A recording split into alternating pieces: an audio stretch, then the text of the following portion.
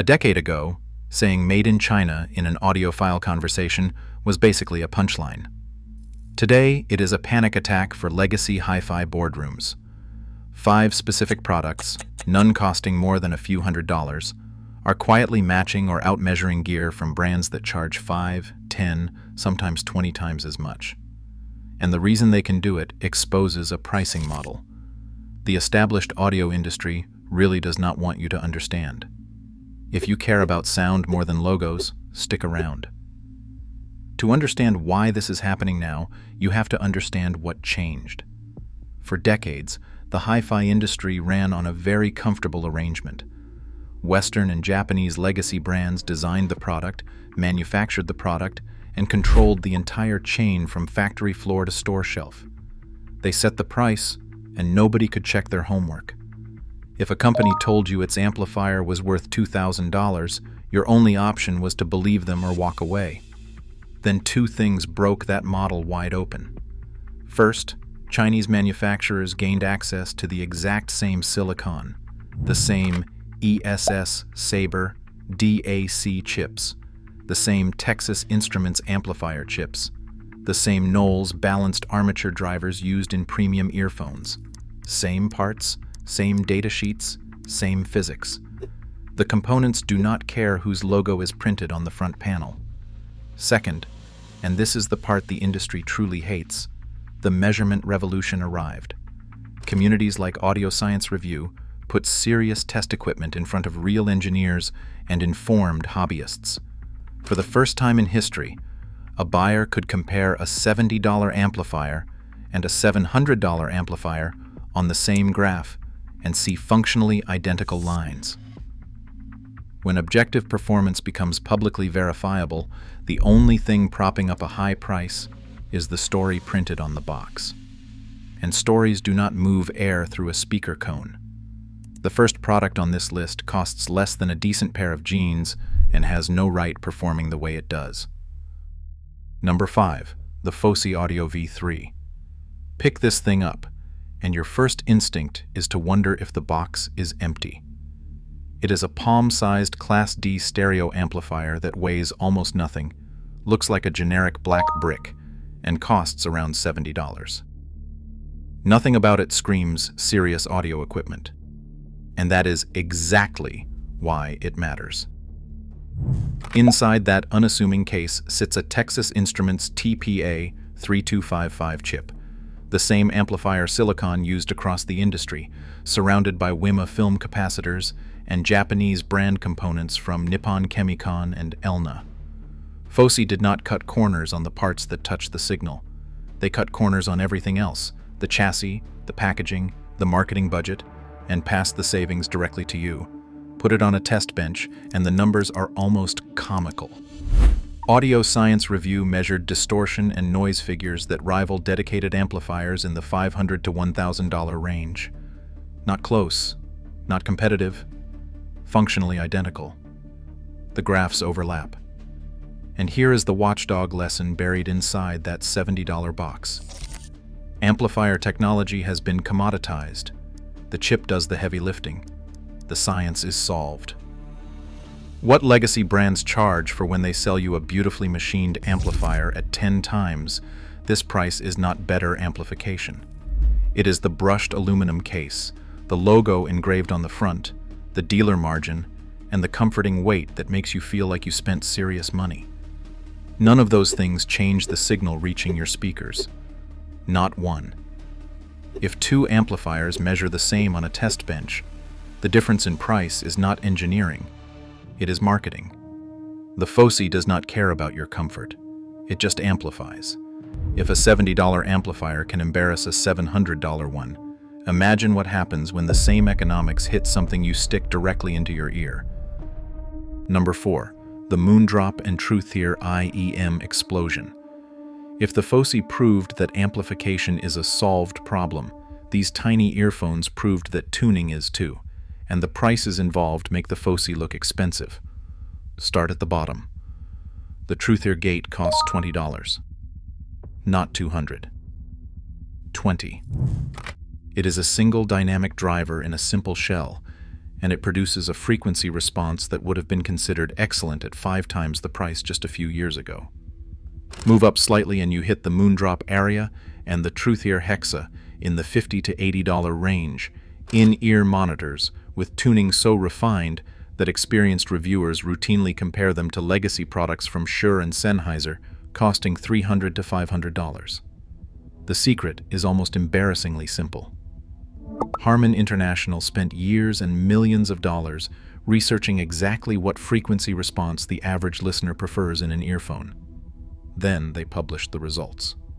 The Chinese manufacturers read that research, tuned their drivers to match it, and shipped the product at a fraction of the cost because the actual hardware, a precision dynamic driver in a machined metal shell, is genuinely cheap to manufacture at scale in Shenzhen. And the iteration speed is the killer advantage. Moondrop, Truthier, Simgot, and Kiwi Ears release new tunings every few months. Legacy brands release one model and defend it for 3 to 5 years.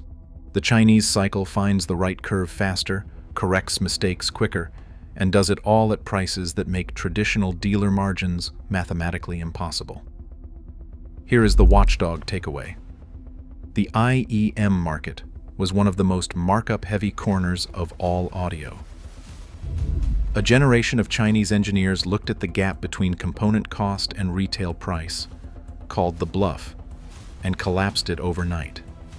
Nobody paying $400 for a pair of in-ears should do so without first spending $50 on a Truthier and hearing exactly what they are competing against. Earphones are personal and subjective, but the next product on this list lives and dies entirely on the test bench, where there is nowhere to hide. Number 3. The topping D90 and A90 stack. If the earphones on this list embarrassed the competition on tuning, topping embarrassed them on raw engineering, and it did it so thoroughly that some reviewers stopped recommending products costing 3 times as much. The setup is simple. The D90 is a dedicated digital to analog converter. The A90 is a dedicated headphone amplifier and preamplifier. Stack them together and you have a complete reference-grade front end for roughly $800 to $1,300, depending on the generation. The current D93 Discrete uses Topping's own custom 1-bit DAC modules, a design ambitious enough to make established DAC companies nervous. The A90 Discrete delivers over 7 watts of power into headphones with one of the lowest noise floors ever measured in a desktop amplifier. Put them on a test bench, and the results are not subtle. Multiple reviewers placed the A90 as a direct competitor to the PassLabs HPA1 and the benchmark HPA4, amplifiers costing 3 to 5 times the price. One reviewer admitted he considered selling his PassLabs after hearing what the topping could do. The D90 series has been called one of the highest fidelity converters available to consumers at any price. Not at this price, at any price. And here is the uncomfortable truth the legacy brands cannot outrun. In the DAC and amplifier space, the performance ceiling has been reached. Once a device is audibly transparent, meaning its distortion and noise sit below the threshold of human hearing, there is nothing left to improve that your ears can actually detect. Only things left to charge for: a heavier chassis, a more prestigious logo, a dealer network that needs its margin. Topping proved that transparency is an engineering problem with a known solution, not a luxury reserved for 4-figure price tags. Any brand still charging $3,000 for a DAC that measures the same as a $600 topping owes you a very convincing explanation. And we have been doing this longer is not one. Number 2, the HiFiMAN Sundara and Edition XS. Every product so far has been a box sitting on a desk or a tiny shell tucked inside your ear. This one sits on your head, where build quality, comfort, and brand prestige have always justified enormous prices. HiFiMAN decided to ignore all three and just chase sound. Planar magnetic headphones use a thin diaphragm suspended between magnets instead of a traditional moving coil. The technology produces a speed and detail that conventional drivers struggle to match, and for years, it was locked behind a $1,000 minimum. Audeze, Focal, and high-end Sennheiser owned that territory and priced it accordingly. Then HiFiMAN walked in and made the Sundara available for $200 to $300, sometimes less refurbished, with the Edition XS pushing further at around $270 to $500. The trick is vertical integration. HiFiMAN manufactures its own drivers in-house. The Sundara's Neo Super Nano diaphragm and stealth magnet design trickled down directly from the company's $3,000 HE1000 flagship. Same core technology, dramatically lower price, because there is no middleman between the engineering team and the factory floor. Reviewers consistently rank both headphones alongside competitors at 3 to 5 times their cost, and the Sundara remains one of the most recommended headphones under $500 in the entire audiophile community. Now here is the honest caveat. The build quality is not great. The Edition XS uses cheap-feeling plastic. The headband looks budget.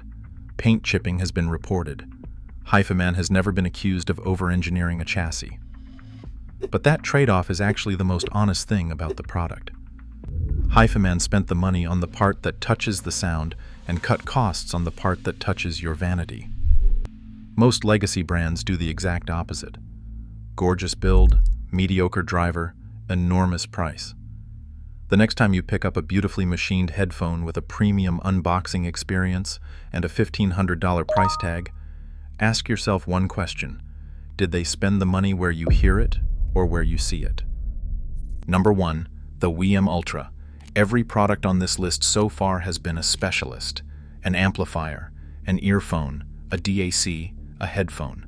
The WiiM Ultra walked into the most profitable category in modern hi-fi and calmly burned it to the ground. It is a compact network streamer with a color touchscreen, a built-in DAC, HDMI ARC, a phono input, a headphone output, full preamp functionality, and room correction included for free. The price is around $330.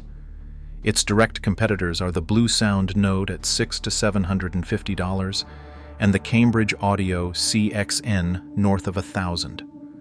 The WiiM matches or exceeds both on measured performance, app quality, and sheer feature count. And this is the category where the markup was always the hardest to justify. Streaming is digital. The bits arriving from Tidal or Qobuz are identical regardless of which box receives them.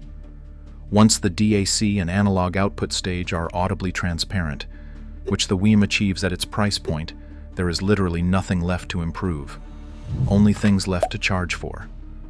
A legacy logo, a more established ecosystem, a dealer network that needs to eat. The market responded exactly as you would expect. Blue Sound scrambled to release the budget Node Nano. Reviewers started openly questioning whether the entire premium streamer category still made sense. Legacy brands that once charged for room correction as a paid upgrade watched WiiM hand it away for nothing. The feature gap that used to justify the premium pricing did not just shrink, it vanished. Here is the watchdog lesson, and it applies to every single product on this list. The WiiM Ultra did not just undercut the competition on price, it exposed the entire pricing structure of the modern streamer market. When a $330 product forces a $750 product to publicly justify its existence, the conversation is not about one streamer anymore. It is about what every price tag in audio actually pays for. These 5 products are not anomalies. They are the new normal. The silicon is available to everyone. The measurements are public. The markup is visible to anyone willing to look. The brands that survive this will be the ones offering genuine engineering value, not just heritage, a famous logo, and a dealer margin baked into the sticker. Your job as a buyer has never been simpler. Judge the measurements, read the teardowns, ignore the badge. The best gear in the world no longer asks for permission.